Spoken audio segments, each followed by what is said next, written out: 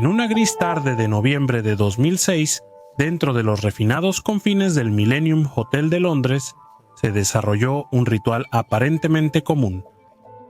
3 hombres se reunieron a tomar té en el Pine Bar. El observador casual podría haberlo descartado como nada más que una reunión de negocios, o quizás viejos amigos poniéndose al día. Justo detrás del tintineo de la porcelana y la conversación cortés, algo mucho más siniestro estaba en movimiento. Los hombres eran de hecho ex colegas, pero el encuentro estaba lejos de ser benigno. Dentro de unas horas, uno de estos hombres, Alexander Litvinenko, yacería muriendo en una cama de hospital en Londres con un veneno mortal corriendo por sus venas. Pasaría sus últimos días desentrañando el misterio de su propio asesinato, señalando con un dedo tembloroso al Kremlin desde su lecho de muerte. Últimas palabras. Una acusación directa contra el hombre que creía que había ordenado su asesinato.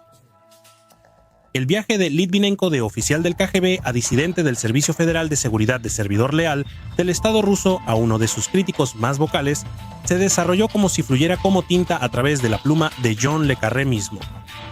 Su historia es un escalofriante relato de espionaje, traición y venganza radiactiva, una advertencia de que en la Rusia de Putin no existe tal cosa como un exilio demasiado lejano.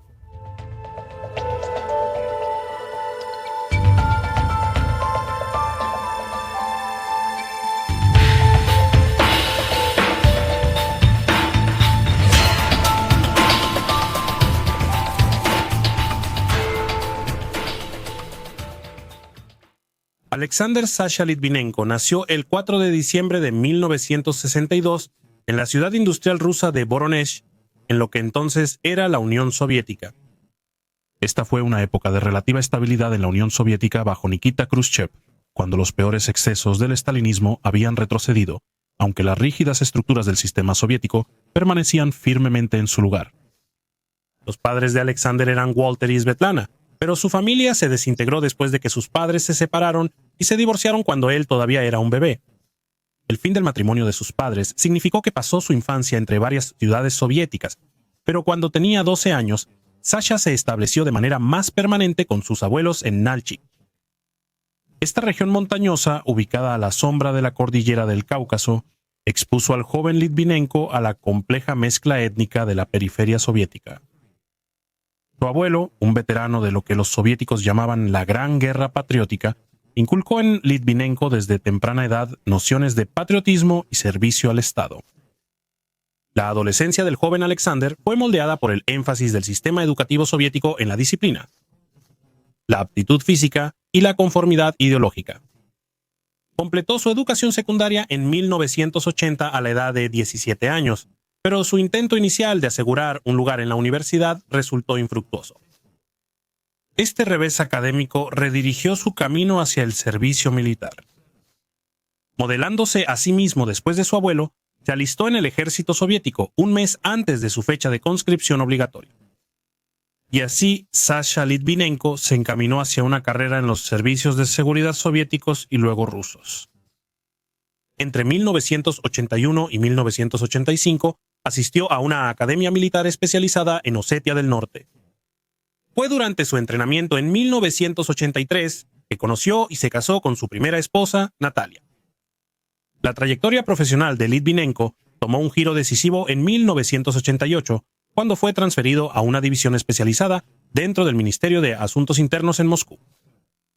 Este movimiento lo posicionó en el nexo de la seguridad interna soviética en un momento de profunda significación histórica, mientras la Unión Soviética se tambaleaba al borde de su existencia. Fue en el Ministerio de Asuntos Internos donde Litvinenko fue identificado y reclutado por el KGB, el formidable Comité para la Seguridad del Estado.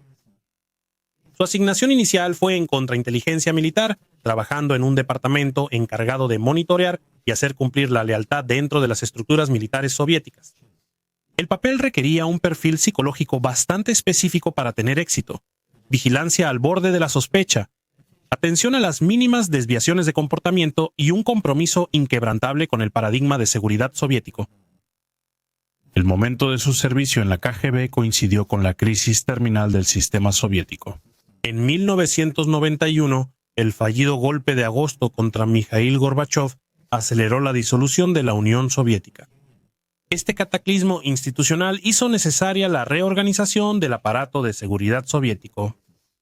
El otrora monolítico KGB fue desmantelado en noviembre de 1991 y la unidad de Litvinenko fue incorporada a la recién establecida Servicio Federal de Contrapropaganda, que más tarde sería renombrada como Servicio Federal de Seguridad en 1993 y que aún existe hasta el día de hoy. El cambio de KGB a Servicio Federal de Seguridad no fue solo un cambio de marca, reflejó la complicada relación de la nueva Federación Rusa con su pasado soviético, distanciándose simultáneamente de ciertos aspectos mientras preservaba las metodologías operativas centrales y las redes de personal. En 1991, Litvinenko se encontró trabajando en un departamento cuya misión era combatir el crimen organizado, la corrupción y el terrorismo. Mientras su carrera florecía, el matrimonio de Litvinenko con su esposa Natalia estaba en crisis. Para 1993, la pareja se había distanciado y en junio de ese año, Litvinenko había conocido a su futura segunda esposa, Marina. Ella era una profesora de baile de salón a quien conoció mientras trabajaba en un caso como oficial superior del Servicio Federal de Seguridad. Pronto se mudaron juntos y para el verano de 1994 dieron la bienvenida a su primer hijo al mundo, Anatoly. Justo cuando Sasha Litvinenko estaba reconstruyendo su vida personal, el destino le presentó a un hombre que daría forma profundamente a su vida profesional. Un controvertido multimillonario cuyo nombre pronto se entrelazaría con el poder y el peligro. Nacido en Moscú en 1946, Boris Berezovsky era un oligarca ruso emergente cuya trayectoria, primero de matemático a científico gubernamental y luego a multimillonario empresario, ejemplificaba la caótica transformación económica de la Rusia postsoviética. Berezovsky hizo su primera fortuna tras fundar Logobas, un concesionario de autos, a fines de los 80. Después se diversificó en televisión, aerolíneas y la industria petrolera. En los años 90, la riqueza de Berezovsky solo era igualada por su control sobre la influencia política. Operando desde su centro de operaciones, el Club Logobas en Moscú, emergió como uno de los principales oligarcas de ese periodo, encontrándose firmemente ubicado dentro del círculo íntimo del presidente Boris Yeltsin. El ascenso de Berezovsky al poder e influencia le hizo muchos enemigos, especialmente dentro de la antigua KGB, que estaba en desventaja después de su golpe fallido en 1991. En un esfuerzo por cortar a sus enemigos por las rodillas, Berezovsky instó a Yeltsin a controlar el nuevo Servicio Federal de Seguridad y a excluir a los antiguos operativos de la KGB de los altos cargos. Pero como dice el refrán, conviene mantener a tus amigos cerca y a tus enemigos aún más cerca. El plan de Berezovsky era instalar a uno de sus buenos amigos como jefe del Servicio Federal de Seguridad, quien no era otro que un joven Vladimir Putin. La relación entre Berezovsky y Putin se desarrolló a principios de los años 1990 en San Petersburgo, cuando Putin trabajaba para el alcalde de la ciudad y Berezovsky buscaba expandir su negocio de concesionarios de automóviles. Berezovsky presentó a Putin al equipo de Boris Yeltsin y apoyó su nombramiento como jefe del Servicio Federal de Seguridad. También había otro posible aliado dentro del Servicio Federal de Seguridad con quien Berezovsky estaba cultivando una relación, Alexander Litvinenko. Se conocieron por primera vez a principios de 1994, cuando Litvinenko visitó las oficinas de Berezovsky como parte de una investigación sobre las operaciones de su empresa. Aunque sus interacciones pueden haber sido efímeras, sus destinos pronto se vincularían de manera inextricable. Más tarde, en 1994, Boris Berezovsky salió del Club Logobas como de costumbre en su Mercedes-Benz, acompañado de su chofer y un guardaespaldas. De repente, explotó una bomba de coche, un intento de asesinato. Aunque gravemente herido, Berezovsky sobrevivió. Su conductor murió al instante, mientras que su guardaespaldas y 6 transeúntes resultaron gravemente heridos. Berezovsky pasó las siguientes 2 semanas recuperándose en Suiza, donde Litvinenko fue enviado rápidamente. El Servicio Federal de Seguridad utilizó el ataque como pretexto para investigar más a fondo los negocios del oligarca y monitorear sus actividades. Contrario a lo que esperaba su jefe, Litvinenko y Berezovsky se convirtieron rápidamente en amigos cercanos. Luego, algunos meses después, en 1995, un popular presentador de televisión ruso y nuevo director general de la primera estación de televisión de Rusia, Vladislav Litsaev, fue asesinado a tiros en el rellano de su apartamento en Moscú en un presunto golpe. La sospecha recayó en Berezovsky, quien había jugado un papel fundamental en la creación de ORT y lo controlaba efectivamente. Cuando la policía de Moscú llegó para arrestar a Berezovsky, fue Litvinenko quien intervino, amenazando a los oficiales con su arma y llamando al jefe del Servicio Federal de Seguridad, obligando a la policía a retroceder. Esta dramática intervención le valió a Berezovsky un agradecimiento duradero y consolidó su relación. En 1997, Litvinenko fue transferido al departamento más secreto del Servicio Federal de Seguridad ruso, el Departamento para el Análisis de Organizaciones Criminales. Su jefe era el mayor general Yevgeny Kokolkov. Litvinenko había investigado previamente a Kokolkov y estaba consternado por la corrupción que descubrió, incluyendo acusaciones de aceptar sobornos y dinero de protección de los señores de la droga de Asia Central. La evidencia reveló que ciertos altos mandos de la URPO estaban involucrados en el comercio de heroína que viajaba desde el norte de Afganistán hasta Europa a través de Rusia. Las órdenes de Litvinenko desde fuera de este departamento eran mantener un ojo en las cosas e informar cualquier cosa sospechosa. Y sospechoso era. El URPO era una unidad encubierta dentro del Servicio Federal de Seguridad y era esencialmente una ley en sí misma. Sus oficinas no estaban ubicadas en la sede principal del Servicio Federal de Seguridad en el edificio Lubyanka, sino en un edificio separado y sin marcar. Fue establecido para combatir el crimen organizado, pero en realidad su tarea principal era llevar a cabo operaciones especiales, a menudo dentro de la zona gris de la legalidad, lo que inevitablemente significaba asesinatos patrocinados por el Estado y extrajudiciales de políticos de alto rango y empresarios poderosos. Sus asignaciones iniciales fueron muy similares a lo que había estado haciendo anteriormente, investigando pandillas, policías, corruptos y secuestradores. Pero pronto las cosas tomaron un giro más siniestro. Comenzó a recibir órdenes que cruzaban la línea entre la aplicación de la ley y la criminalidad. Estas iban desde golpear a ex colegas convertidos en informantes hasta secuestrar a empresarios y disparar a sus guardias si era necesario. Se negó a estas órdenes, pero en 1998 recibió una directiva que lo llevó al punto de quiebre. Se le ordenó matar a su buen amigo Boris Berezovsky y la orden había venido directamente desde la cima. Berezovsky se había vuelto demasiado poderoso y tuvo un desacuerdo con sus aliados. Se le dijo a Litvinenko que Berezovsky era el tipo de criminal que era demasiado rico para ser llevado ante la justicia por medios normales. Sorprendido por las órdenes que recibió, Litvinenko se quedó desesperado por averiguar qué hacer. En marzo de 1998, rastreó a Berezovsky hasta su casa de vacaciones en Suiza, donde reveló el complot de asesinato a su amigo. No siendo ajeno a las amenazas de muerte y los intentos contra su vida, se necesitó algo de convencimiento de algunos otros oficiales del Servicio Federal de Seguridad, comprensivos de que el complot era genuino.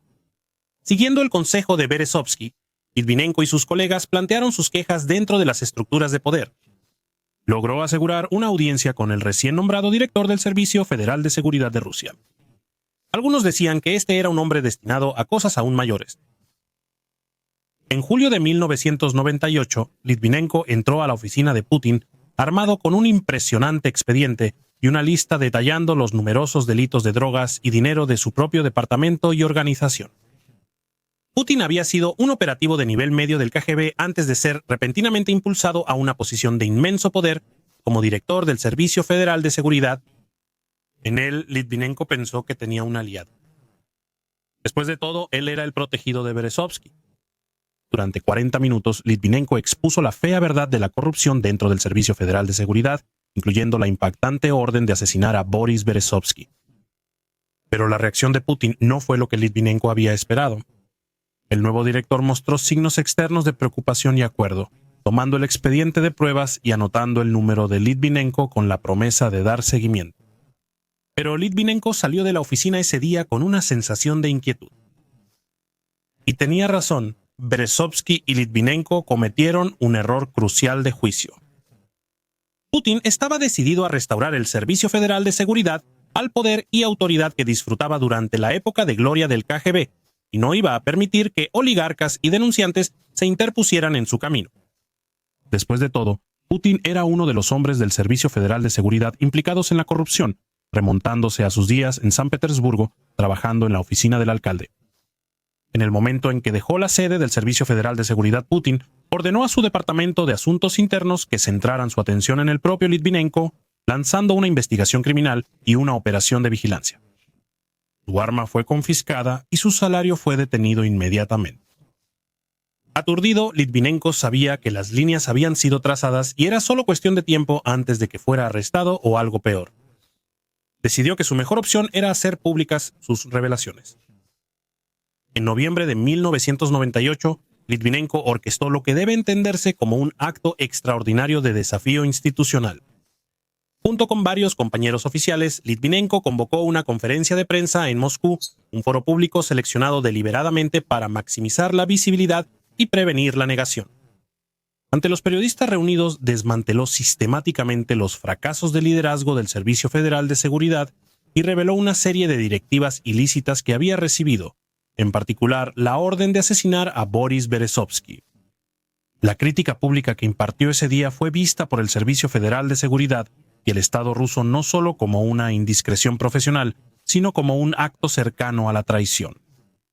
La conferencia de prensa utilizó estratégicamente la visibilidad mediática como una forma de seguro personal, apostando a que la exposición pública proporcionaría alguna medida de protección contra represalias inmediatas. Lo que siguió para Sasha Litvinenko solo puede describirse como un infierno en vida. Fue despedido inmediatamente del Servicio Federal de Seguridad, luego el 25 de marzo de 1999 fue arrestado por oficiales del Servicio Federal de Seguridad y fue acusado de abusar de su posición y agredir a un sospechoso durante una operación anterior. Litvinenko fue confinado en la instalación de detención especializada del Servicio Federal de Seguridad en Lefortovo, en Moscú. Esta prisión, con su legado histórico que se remonta a las purgas estalinistas, conservó su significado psicológico como un lugar donde se procesaban los elementos más problemáticos del Estado. Y allí permaneció durante los siguientes 8 meses, antes de ser finalmente absuelto de todos los cargos por el Tribunal Militar de la Guarnición de Moscú. Justo cuando Litvinenko pensaba que el Estado de Derecho aún prevalecía, fue arrestado rápidamente por segunda vez por otro cargo fabricado relacionado con el supuesto mal manejo de sospechosos y robar mercancías de un mercado de Moscú en una operación previa. Fue liberado bajo fianza a mediados de diciembre de 1999. Estos cargos criminales fueron finalmente desestimados en el año 2000. Litvinenko fue liberado tras garantizar por escrito que no saldría del país. Sin embargo, se inició inmediatamente un tercer caso criminal contra él. Esta vez se le acusó de plantar pruebas en un sospechoso. Le confiscaron su pasaporte y le dijeron que su juicio se llevaría a cabo a puerta cerrada a 300 kilómetros de Moscú. Putin se había convertido en el presidente de Rusia en marzo del año 2000. Con el poder de su principal adversario firmemente arraigado y creyendo que estaba a punto de ser encerrado para siempre lejos de la vista pública, Sasha Litvinenko decidió que era hora de moverse. En septiembre del año 2000 decidió abandonar Rusia. Con su salario del Servicio Federal de Seguridad habiendo sido detenido meses antes, dependía totalmente del apoyo financiero de Berezovsky, incluyendo para financiar su escape. Viajando primero en dirección a Nalchik, se desvió a Sochi en el Mar Negro, abordando un barco de vapor con destino a un puerto georgiano, después de sobornar a un guardia fronterizo para que ignorara la lista de no viajar. Una vez en Georgia, se dirigió a la capital Tbilisi, donde contactó a un aliado que esperaba y que había organizado un falso pasaporte georgiano. Georgia todavía estaba al alcance fácil del Servicio Federal de Seguridad, por lo que Litvinenko viajó a Turquía a bordo del avión privado de Berezovsky. Mientras tanto, su esposa Marina y su hijo Anatoly viajaron a España aparentemente para unas vacaciones, pero pronto se unieron a Sasha en Turquía. Litvinenko buscó asilo político en la Embajada de Estados Unidos en Ankara, pero los estadounidenses lo rechazaron. Finalmente logró reservar boletos de avión de regreso a Georgia con una escala en Londres. Cuando el 1 de noviembre del año 2000 la familia Litvinenko llegó a la sección de tránsito del aeropuerto de Heathrow, Sasha Litvinenko se acercó al oficial de policía más cercano y declaró: «Soy oficial del KGB, estoy pidiendo asilo político». Con esas palabras había hecho una ruptura definitiva de su país de origen, y una que lo transformó de crítico interno a disidente externo. Sasha Litvinenko fue interrogado por funcionarios de inmigración de la Oficina de Interior del Reino Unido durante 8 horas. Una vez que todo se dijo y se hizo, a él y a su familia se les otorgó permiso temporal para ingresar al Reino Unido en espera del resultado de su solicitud formal de asilo. Ese proceso tomó muchos meses, siendo solo en mayo de 2001 que a la familia Litvinenko se le concedió asilo. De vuelta en Rusia, pronto se descubrió que Sasha y su familia se habían fugado. La persecución penal contra él continuó en su ausencia, el veredicto por supuesto siendo uno de culpable. El gobierno ruso intentó extraditar a su disidente, pero el Reino Unido lo rechazó. Sasha Litvinenko no fue el único buscando asilo. Boris Berezovsky dejó Rusia en octubre del 2000, primero a Francia antes de establecerse en Gran Bretaña, también bajo el estatus de asilo. Berezovsky había usado su estación de televisión ORT para criticar a Putin, lo que hizo que, al igual que Litvinenko, se encontrara en exilio político. En Londres, Sasha, Marina y Anatoly establecieron una nueva fundación doméstica. Sin embargo, él habría sabido que aún estaba en peligro. Como ex oficial del Servicio Federal de Seguridad, sabía hasta dónde podía llegar el aparato de seguridad ruso, incluso a través de las fronteras internacionales. En lugar de esconderse detrás de una nueva identidad en Inglaterra, él pasó a la ofensiva. En el 2001, coescribió un libro llamado Destruyendo a Rusia que realmente hizo honor a su nombre. El libro presentó evidencia de la participación del Servicio Federal de Seguridad en los atentados a apartamentos de 1999 que instigaron la Segunda Guerra Chechena y ayudaron a catalizar el ascenso al poder de Vladimir Putin. El libro revelador fue inmediatamente prohibido en Rusia, con el Kremlin desestimando su contenido como antirruso y extremista. Cuando no estaba escribiendo libros explosivos, trabajaba como consultor de seguridad privada para el Military Intelligence, por el cual se le pagaba una tarifa mensual de 2.000 libras. Bajo este acuerdo, también consultó a varias otras agencias de aplicación de la ley europeas en Estonia, Georgia y España. Con el tiempo, las posiciones políticas de Litvinenko se endurecieron. Su crítica a Putin y al sistema gubernamental ruso se intensificó, caracterizada por acusaciones cada vez más directas sobre corrupción y abusos a los derechos humanos. También desarrolló una defensa vocal para el movimiento de independencia checheno, una posición particularmente provocativa para Moscú. Litvinenko no fue el único con miras críticas dirigidas a Putin. Se convirtió en un amigo cercano y aliado de la periodista de investigación Anna Politkovskaya. Sasha y Anna se conocieron por primera vez durante el proceso de extradición de Ahmed Zakaev en Londres en 2003. Anna era hija de un alto diplomático ruso y, al igual que Litvinenko, fue vocal en su crítica, en particular de la participación de Rusia en Chechenia. Aunque tenía la ciudadanía estadounidense, siguió trabajando principalmente desde Moscú. En 2004, se enfermó después de tomar té durante un vuelo. Se recuperó, pero sospechó e intentó envenenamiento. Luego, en la primavera de 2006, durante una reunión en Londres, le dijo a Litvinenko que temía por su vida. A pesar de sus súplicas, Anna regresó a Moscú por última vez. El 7 de octubre de 2006 fue asesinada a tiros fuera de su apartamento en Moscú. Devastado por la pérdida y lo que claramente fue un golpe organizado, en un servicio conmemorativo en Londres el 13 de octubre de 2006, Litvinenko atribuyó públicamente la culpa del asesinato a Vladimir Putin. El presidente ruso, respondiendo indirectamente a la acusación, culpó del asesinato a oponentes sin nombre que buscan desestabilizar su gobierno. A pesar de ser muy consciente del peligro, Sasha Litvinenko continuó en su incansable búsqueda para derrocar a la élite gobernante rusa. Su principal objetivo de investigación era Gazprom, el productor de gas ruso, así como otros gigantes estatales rusos. Fue en su búsqueda de fuentes para darle una visión interna de estas corporaciones que conectó su camino con un antiguo conocido, Andrei Lugovoy. Los dos hombres se conocían desde mediados de los 90, con Lugovoy también trabajando para el KGB. Para el 2005, Lugovoy era un exitoso empresario en Londres. El 21 de octubre de ese año, Litvinenko y Lugovoy se reunieron para cenar, donde discutieron cómo este último podría facilitar el acceso a aquellos dentro del aparato de las empresas estatales de Rusia. Siendo ex KGB y una persona en la que Litvinenko confiaba, Lugovoy parecía una conexión valiosa. Se organizó una reunión adicional el 16 de octubre de 2006 en las oficinas de una empresa de seguridad del Reino Unido, Erensys. Lo que Litvinenko no se dio cuenta fue que esta reunión era una trampa cuidadosamente orquestada. Llegando ese día al aeropuerto de Gatwick en Londres junto con Andrei Lugervoy estaba su amigo y asociado Dmitry Kovtun.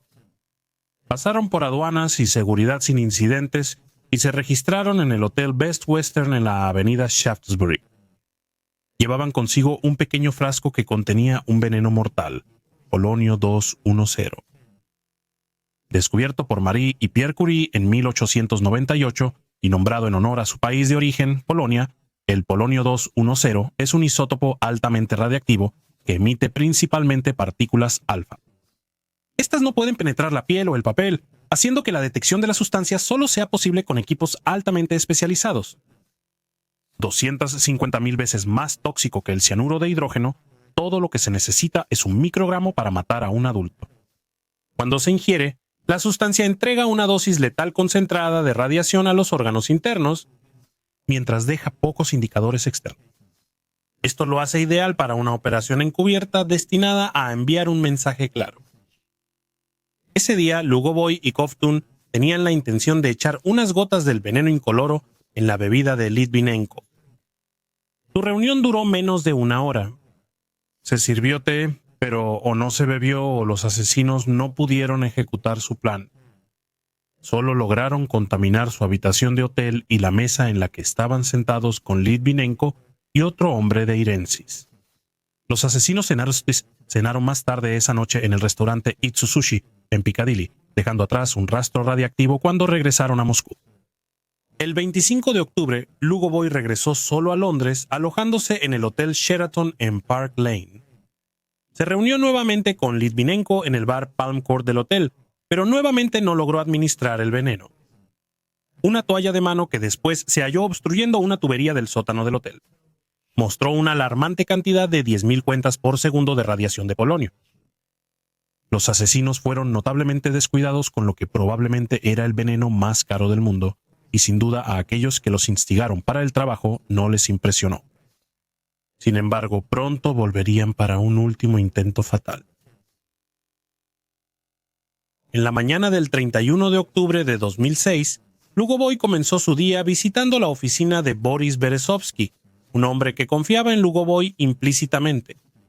Cuando Lugovoy se fue, dejó rastros de polonio 210 en el sofá de cuero en el que se había sentado. Luego, él y Kovtun se reunieron nuevamente con Litvinenko más tarde ese día en la oficina de Orensis en Mayfair. Habían venido nuevamente armados con el veneno, pero la suerte o quizás los instintos de Litvinenko intervinieron. Una mano torpe, un vaso sacudido y el polonio falló su objetivo una vez más, salpicando en su lugar sobre una mesa de tapete verde.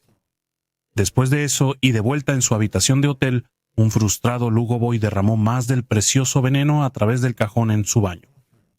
Y luego llegó el 1 de noviembre de 2006, el día que grabaría para siempre el nombre de Litvinenko en los anales del espionaje moderno y la geopolítica. Esa mañana salió de su casa en Muswell Hill cerca de las 11:30, tomando un autobús hacia el centro de Londres. Cerca del mediodía se reunió con Mario Scaramella, un consultor de seguridad italiano, en el restaurante Itsu Sushi en Piccadilly. Scaramella afirmó que había obtenido una lista de objetivos de asesinato que incluía los nombres de ambos. La plática susurrada de los hombres concluyó cerca de las 3 de la tarde. Aproximadamente a las 5 de la tarde, Litvinenko entró al Pine Bar en el Hotel Millennium en Mayfair. Lugovoy y Kovtun ya estaban esperando. Se sentaron en una mesa discreta oculta en la parte trasera. Se ordenaron bebidas. Litvinenko, fiel a sus hábitos, escogió té verde. Fue en ese momento el tintineo de la porcelana, el remolino de té en una tetera, que el plan tuvo éxito. Mientras Litvinenko sorbía, comentó que el té tenía un sabor un poco extraño. Un comentario fugaz sin saber que la tetera contenía suficiente polonio 210 para matar a 100 hombres. Más tarde esa noche, ajeno al veneno que entonces corría por su sistema, Litvinenko regresó a casa para celebrar con su esposa Marina. Habían pasado 6 años desde su dramática huida de Rusia, y solo unas horas antes se habían convertido en ciudadanos británicos. Marina cocinó su comida favorita. Brindaron por un nuevo capítulo. La celebración fue breve. Horas después, Litvinenko empezó a vomitar con violencia. Los síntomas llegaron rápido y fuerte. Náuseas, dolor y sudoración intensa. Inmediatamente sospechó envenenamiento. No una intoxicación alimentaria, no un virus estomacal, sino algo más oscuro y deliberado. La prueba médica de Litvinenko duraría las próximas 3 semanas. Inicialmente admitido en el Hospital Barnet el 3 de noviembre, su condición empeoró a pesar de la intervención médica intensiva. El 17 de noviembre fue trasladado al Hospital Universitario College, ya que sus síntomas se intensificaron. Los especialistas médicos lucharon para identificar la toxina específica responsable de su condición. Solo en las últimas horas de su vida, las pruebas especializadas realizadas por el establecimiento de armas atómicas revelaron la presencia de polonio 210 en su sistema, momento en el cual la radiación había infligido daños irreversibles a sus órganos vitales. Incluso si se hubiera detectado antes, probablemente no se podría haber hecho mucho para salvarlo. Entre el 18 y el 20 de noviembre, y mientras luchaba por su vida, Litvinenko dio entrevistas a Scotland Yard. Nombró a Scaramella, Lugovoy y Kovtun como sus posibles envenenadores. Rápidamente se descartó a Scaramella. Quedó claro que el Servicio Federal de Seguridad ruso, y posiblemente incluso Putin mismo, estaban detrás del envenenamiento. El 21 de noviembre, mientras yacía en su lecho de muerte en la unidad de cuidados intensivos, dictó una declaración con la ayuda de su abogado George Menzies. En ella acusó expresamente al presidente ruso Vladimir Putin de ordenar su asesinato, un acto final de desafío que aseguró que su muerte tendría una significancia política más allá de la tragedia personal. Su declaración decía, en parte, puede que logres silenciar a un hombre, pero el aullido de protesta de todo el mundo resonará, señor Putin, en tus oídos por el resto de tu vida. Alexander Sasha Litvinenko murió entonces a las 8:51 de la noche del 23 de noviembre de 2006, su tercer paro cardíaco siendo la culminación final del síndrome de radiación aguda. Su funeral tuvo lugar el 8 de diciembre de 2006 en el cementerio de Highgate en Londres. Su cuerpo tuvo que ser colocado en un ataúd sellado especial proporcionado por la Agencia de Protección de la Salud debido a la radioactividad. La casa familiar fue sellada debido a la contaminación radiactiva, y Scotland Yard asignó 2 oficiales para proteger a Marina y Anatoly. El rastro de radiación dejado por los asesinos Lugovoy y Kovtun eventualmente llevaría a los investigadores de vuelta a Moscú, pero la justicia seguiría siendo esquiva. Esto no fue solo un asesinato, fue un mensaje en radiación esparcido por las calles de Londres. Usando un isótopo radiactivo excepcionalmente raro, el polonio 210 es una herramienta de asesinato casi perfecta. Pero una vez detectado, apunta claramente a una operación patrocinada por el Estado. El campo de posibles perpetradores del crimen se redujo inmediatamente a actores estatales con capacidades nucleares avanzadas. La investigación que siguió transformó partes de Londres en una escena de crimen nuclear. Las autoridades británicas pronto rastrearon trazas microscópicas de la sustancia radiactiva, reconstruyendo no solo el asesinato, sino también todos los movimientos de los perpetradores. Desde las oficinas de Irensis hasta el Itsu Sushi Bar, varias habitaciones de hotel y más allá, dondequiera que Lugovoy y Kovtun iban, dejaban radiación alfa a su paso. Cuando los fiscales británicos acusaron a Lugovoy y Kovtun de asesinato en 2007, la respuesta del gobierno ruso fue reveladora. Rechazaron la extradición por razones constitucionales. Lugovoy fue ascendido a la Duma estatal rusa como miembro del Partido Democrático Liberal, lo que le otorgó inmunidad parlamentaria y señaló protección institucional en los niveles más altos. En 2023, a Lugovoy se le diagnosticó cáncer de próstata. Quizás su torpe manejo de la sustancia radiactiva durante su misión asesina finalmente le alcanzó. Kovtun también afirmó haber sido envenenado durante su viaje a Londres, pero de alguna manera logró una recuperación notable. Él tampoco nunca enfrentó a sus acusadores y cayó en gran medida en el olvido después de los eventos en 2006. Se informó que murió de complicaciones relacionadas con COVID en Moscú en 2022. La investigación pública promovida por Marina, la viuda de Sasha, pero largamente retrasada hasta 2015 debido a muchos obstáculos políticos y judiciales, fue presidida por Sir Robert Owen. entregó conclusiones muy específicas. Más allá de las dudas razonables, la investigación determinó que Litvinenko fue envenenado con la aprobación explícita del Estado ruso, con evidencia que sugiere la participación directa del director del Servicio Federal de Seguridad, Nikolai Patrushev, y probablemente del propio presidente Vladimir Putin. La eliminación de Litvinenko estuvo motivada por mucho más que silenciar a un solo crítico. Sus acusaciones públicas sobre la participación del Servicio Federal de Seguridad en los bombardeos de apartamentos, las denuncias de colusión del Servicio de Seguridad con el crimen organizado y la defensa de la independencia de Chechenia lo habían posicionado como una amenaza significativa para la narrativa cuidadosamente construida por el Estado ruso. La respuesta de Rusia al asesinato y las acusaciones de su participación fue en gran medida de negación, contraacusación y obstrucción. Dijeron que el polonio 210 era un veneno demasiado conspicuo para usar, argumentando que el asesinato fue una trama orquestada por la inteligencia británica. Aún viviendo en Londres, Marina Litvinenko siguió siendo una voz activa contra el régimen de Vladimir Putin, abogando por la justicia y la responsabilidad política. El confidente y benefactor de Sasha, Boris Berezovsky, murió en su casa de Londres en 2013. Una autopsia confirmó su causa de muerte como ahorcamiento. Si se quitó la vida o fue juego sucio sigue siendo un misterio. La historia de Alexander Litvinenko es simultáneamente profundamente personal y profundamente geopolítica, una vida que comenzó en los últimos años del Imperio Soviético y terminó en un acto que tensaría las relaciones internacionales durante años. Para entender a Litvinenko es entender la Rusia que lo creó y lo destruyó.